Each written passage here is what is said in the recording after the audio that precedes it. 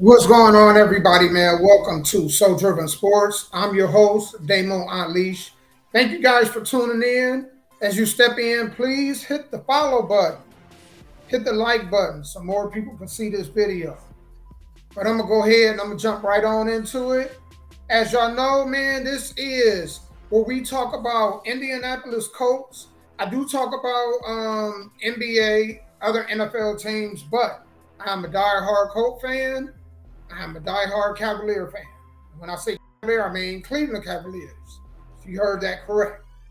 From Ohio, but I'm in Tennessee by way of Ohio. And while I was in Ohio, love Cleveland Cavaliers. Back then, I couldn't stand the Browns, and I was a diehard Indianapolis Colts fan. But the Browns have been, since they got Deshaun Watson, they have crept up to become my second team, and they're almost neck and neck with the Colts. Reason why they're almost neck and neck is because Jim Irsay, man, makes it really hard to like the Indianapolis Colts, man. I'm not a fan of Jim Irsay. I wish they would sell the team. That doesn't look like it's going to happen anytime soon. So we're going to jump into the latest news. The latest news is the Indianapolis Colts decided not to trade Jonathan Tayler. And I think that was a smart move on behalf of the front office. Look, you got Jonathan Tayler at least for this year. This is the last year of his rookie deal. And after this year, you can franchise him. The Colts have the right to franchise him next year. And then I think they can franchise him the following year. Now, the year after that, I think he becomes an unrestricted free agent, and the Colts will have to decide what they're going to do with him. I'm guessing in that second franchise tag. But they got some time to worry about that. Right now, he's under contract.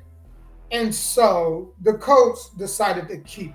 And it has been funny because, man, the media outlets, they've been slamming the Colts front office. Other fan bases, they've been slamming the Colts front office. But the Colts front office, I'm going to give you guys a huge clap. You are not under any pressure right now to deal Jonathan Tayler.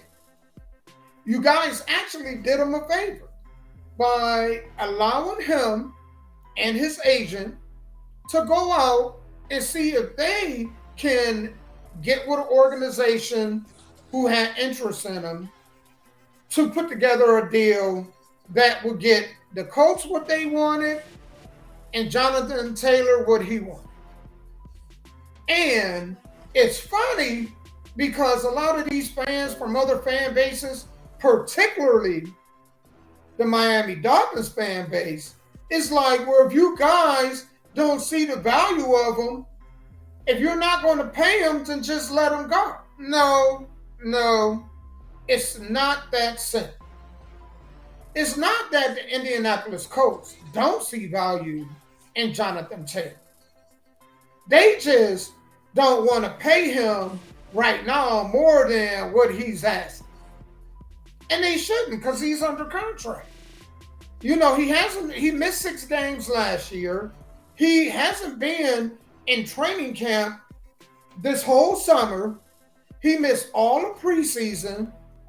Why would I give him a big deal, first and foremost?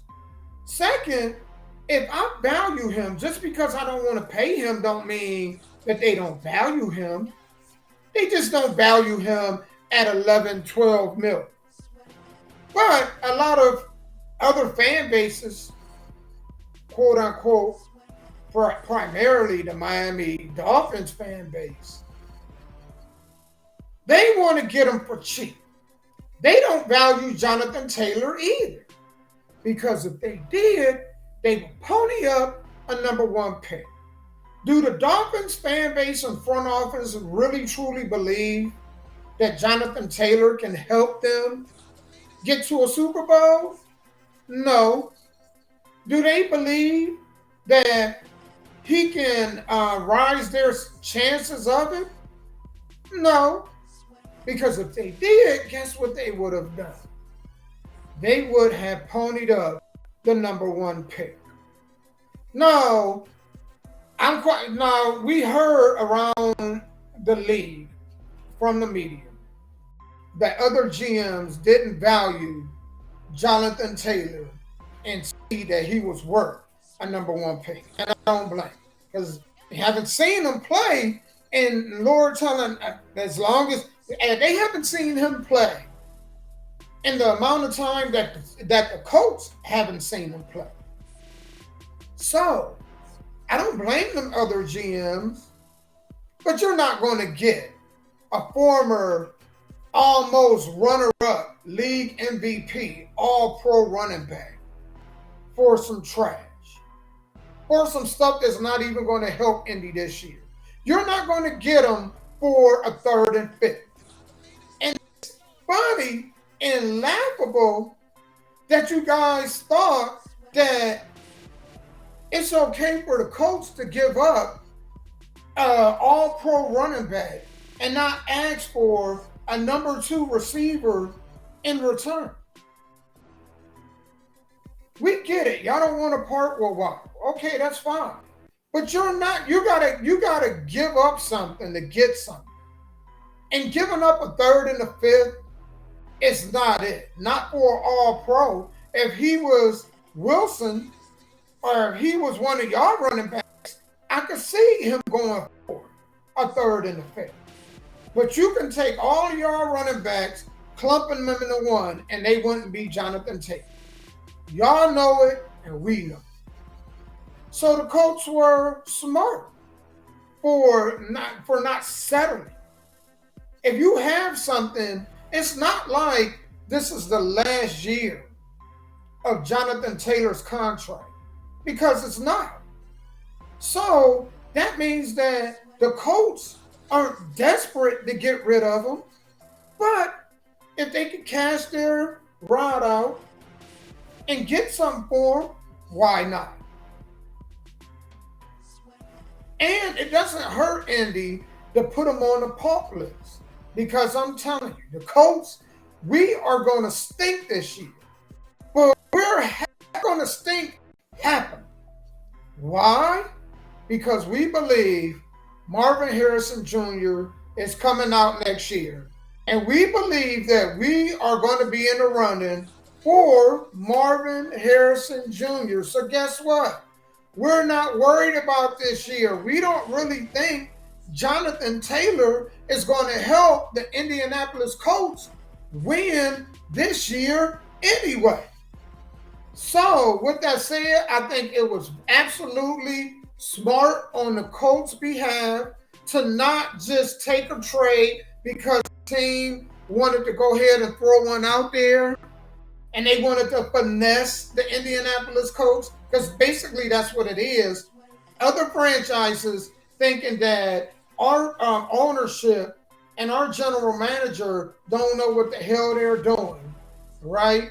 And so they think that they could just swoop in because Jonathan Tayler is in his emotions and he's asking for a trade, that they could just swoop in, finesse the Colts, and it's not happening. So shout out to Ballard, thank you, and I appreciate that. I'm not going to go as far to say thank you to Jim Irsay. Jim Irsay, man, you can do us a favor. Please sell the team. You know, if you want to help us out, you want to make the fan base truly happy, sell the team. Sell it to somebody that's really going to appreciate and be dedicated to the Indianapolis Colts. So that's all I want to leave here with today, man. I want to hear from y'all, though, man. What do y'all think about it? Drop a comment, the like button. Please follow, man. Thank y'all for tuning in. Y'all have a good night. Driven Sports signing out. Have a good weekend, by the way. Most definitely.